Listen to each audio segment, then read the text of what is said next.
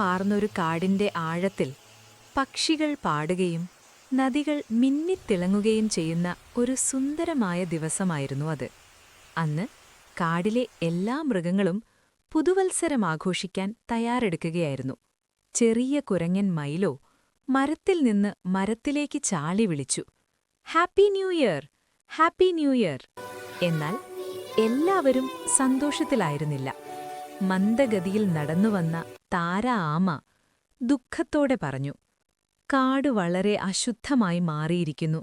ഒടിഞ്ഞ കൊമ്പുകളും പാഴാകുന്ന ഭക്ഷണവും ദേഷ്യമുള്ള വാക്കുകളും.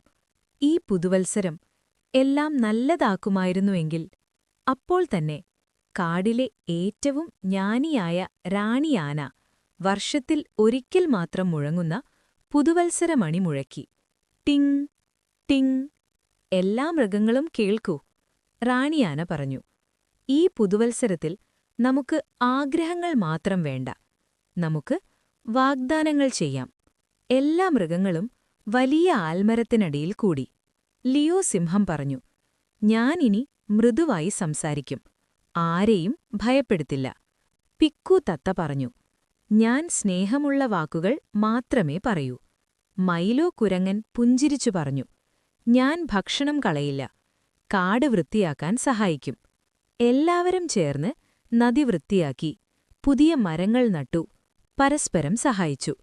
അല്പസമയം കൊണ്ടുതന്നെ കാട് മുമ്പത്തേക്കാൾ കൂടുതൽ സുന്ദരമായി. സൂര്യൻ അസ്തമിക്കുമ്പോൾ മിന്നാമിനുങ്ങുകൾ ചെറിയ നക്ഷത്രങ്ങളെപ്പോലെ ആകാശം നിറച്ചു. താര ആമ പുഞ്ചിരിച്ചു പറഞ്ഞു, ഇതാണ് എനിക്ക് കിട്ടിയ ഏറ്റവും നല്ല പുതുവത്സര സമ്മാനം, സ്നേഹമുള്ള ഒരു കാട്.